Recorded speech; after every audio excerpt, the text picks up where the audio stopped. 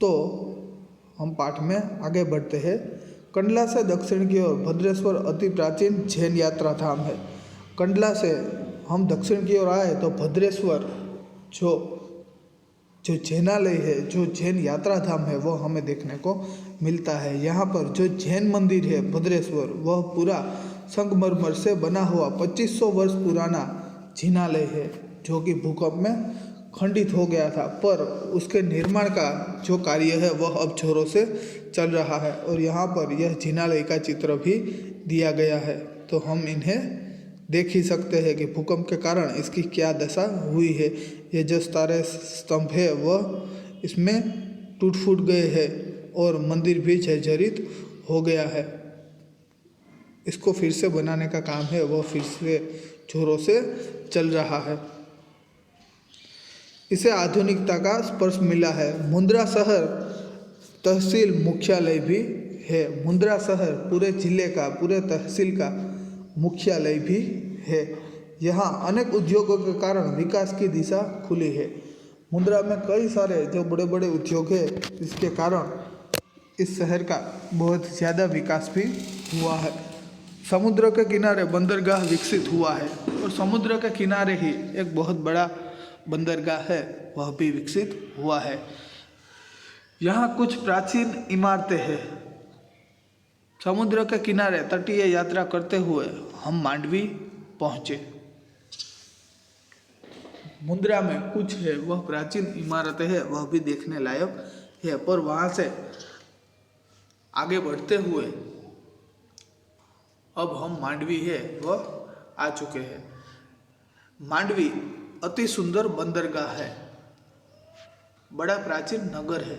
मांडवी है वह एक सुंदर बंदरगाह भी है और एक बहुत प्राचीन नगर भी है। यह शहर राजा के महल, पवन चक्कियों तथा समुद्र तट के कारण अधिक दर्शनीय बना है। यह जो मांडवी शहर है वह राजा के महल के कारण और पवन चक्कियों तथा इसके अनोखे समुद्र जो तट है, इसके कारण वह अधिक दर्शनीय बना है। कई मात्रा में लोग हैं वहाँ पर घूमने फिरने के लिए जाते हैं। यहाँ VRTI ग्राम्य संस्था है। यह एक संस्था है जो अपने शहर का बहुत ही ध्यान रखती है। 72 जिनालय है। पास ही बिदड़ा गांव में अंतर्राष्ट्रीय अस्पताल है और पास ही का जो बिदड़ा गांव है वहाँ पर अंतर्राष्ट्रीय अस्पताल भी है। मांडवी से आगे चलते डुमेरा, कोठीरा, सुखरी और छखो महत्वपूर्ण गांव है। यह सारे है वह महत्वपूर्ण गांव है। जैनों का प्राधान्य यहाँ नज़र आता है। यहाँ पर जो जैन प्रजा है, जैन लोग हैं, उसका प्राधान्य इन सारे गांवों में यहाँ पर नज़र आता है। नलिया शहर तहसील का केंद्र है और इन सारे गांव में जो नलिया शहर है वह इसके तहसील का केंद्र है। यानी कि जो पूरे यह सारे जो गांव है उसका जो व्यवहार है, जो सरकारी जो व्यवहार होता है वह इसी गांव से संभाला जाता है और यही तहसील का केंद्र है। यहाँ वायुसेना का मुख्य अड्डा है और यहाँ पर वायुसेना का, एयरफोर्स का मुख्य अड्डा भी है। नलिया से 1 घंटे की यात्रा करने बाद नारायण सरोवर अति प्राचीन पौराणिक और धार्मिक स्थान आता है। नलिया से 1 घंटे की यात्रा करने के बाद नारायण सरोवर है वह एक बहुत ही प्राचीन पौराणिक धार्मिक स्थान आता है। इस स्थान को रामायण काल का माना जाता है। इस स्थान को है वह रामायण काल का, जब भगवान राम और माता सीता के ज़माने का इस मंदिर को माना जाता है। वहाँ कोटेश्वर नामक दर्शनीय मंदिर है। यह जो मंदिर है वह कोटेश्वर का ही मंदिर है। कई जगह से लोग हैं वह इसके दर्शन के लिए आते हैं। वहाँ कोटेश्वर नामक दर्शनीय मंदिर है जहाँ से रावण गुजरा था। यह पूरे भारत का प्राचीन स्थान माना जाता है। सूर्योदय और सूर्यास्त दर्शन यहाँ का बड़ा आकर्षण है। यहाँ से जो सूर्योदय और सूर्यास्त का दर्शन है वह बहुत ही अच्छा होता है और यह भी इस जगह के आकर्षण का केंद्र है। नारायण सरोवर से आगे की यात्रा में लखपत आता है जो अति प्राचीन स्थल है। नारायण सरोवर से अगर हम थोड़ा सा आगे बढ़े तो आगे लखपत आता है जो एक प्राचीन स्थल है। गुरु नानक की चरण रज से पावन इस भूमि पर गुरुद्वार है। गुरु नानक की जो चरण रज है, गुरु नानक यहाँ पर थे, वो यहाँ पर रहे थे, तो उनकी चरण रज से इस भूमि पर एक बहुत ही बड़ा गुरुद्वार है। एक समय का समृद्ध शहर आज जीर्णावस्था में होते हुए भी दर्शनीय है। एक समय में यह शहर है वह बहुत ही समृद्ध था, पर आज है यह शहर है वह जीर्णावस्था में है, यानी कि टूट फूट गया है।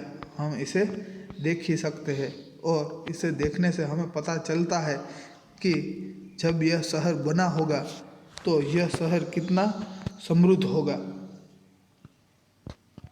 बड़ी बड़ी इमारतें, बड़े बड़े मंदिर, कई सारी बड़ी बड़ी बिल्डिंगें, तो हमें यह तो पता चल ही जाता है कि यह शहर है वह शुरुआत के दौर में वह कितना समृद्ध होगा, पर आज है वह जीर्णावस्था में है, यानी कि टूट फूट गया है।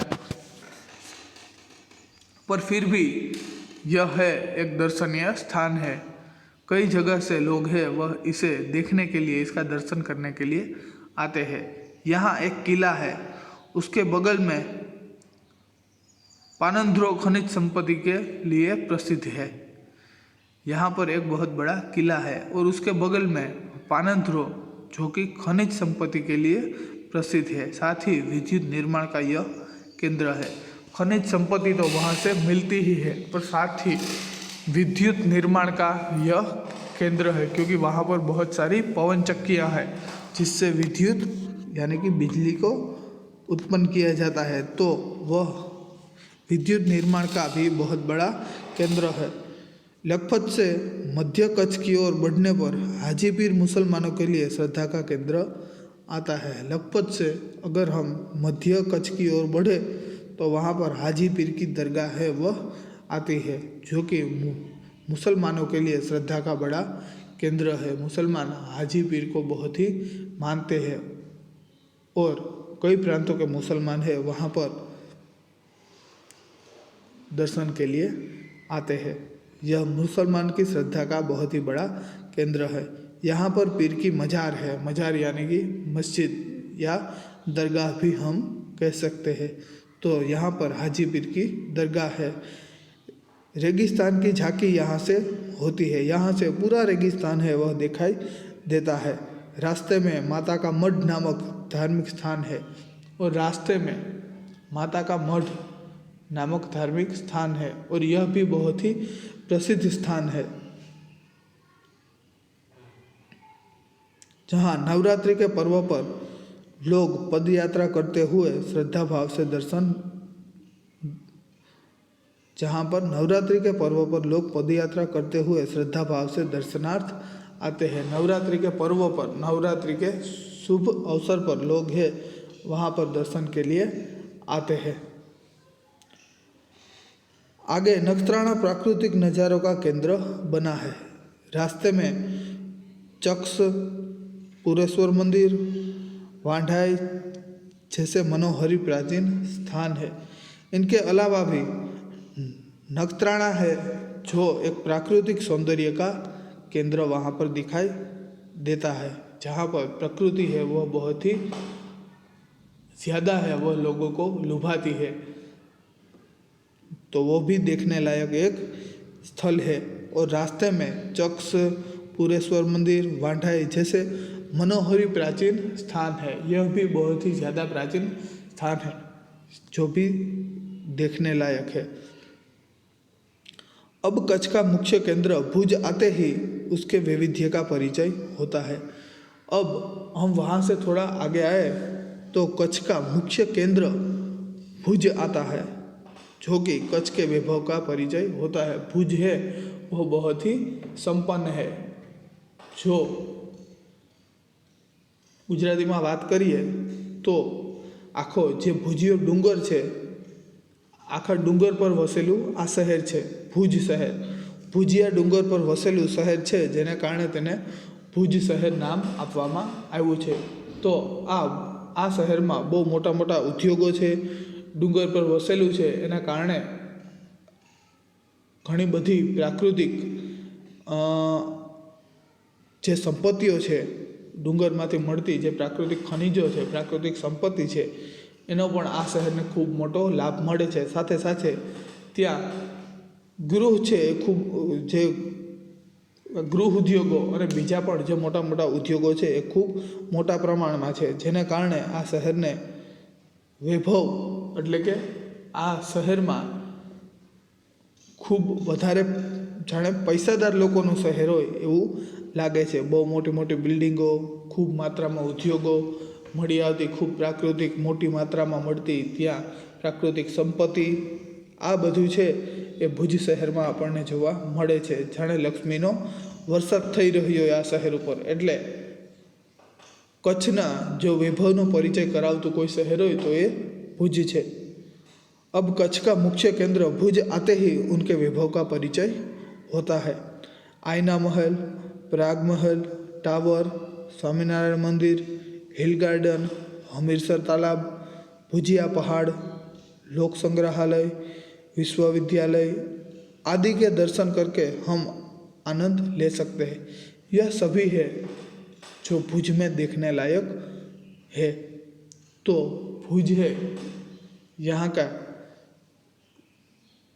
कच्छ का जो वैभवी शहर है, जो कच्छ के वैभव का प्रमाण देता है। और भुज में यह सभी जो स्थल है वह देखने लायक है। आईना महल, प्राग महल, टावर, स्वामीनारायण मंदिर, हिल गार्डन, हमीरसर तालाब, भुजिया पहाड़, लोक संग्रहालय, विश्वविद्यालय आदि है वह दर्शन के योग्य है। सन 2001 में भूचाल ने इसे खंडित किया। जो 2001 की साल में जो भूकंप आया था, इसके कारण यह सब है वह थोड़ा थोड़ा खंडित हो गया था, यानी कि थोड़ा थोड़ा यह सब है वह टूट गया था। तो लोगों ने उसे नए स्वरूप में पुनः निर्माण करके और सुंदर शहर बना दिया। तो भुज शहर के लोगों ने ही इन सभी को जो नए स्वरूप में बनाकर पूरे शहर का है वो पुनः निर्माण कर दिया और पूरे शहर को फिर से सुंदर बना दिया। तो आगे का पाठ है वह हम अगले वीडियो में देखते हैं।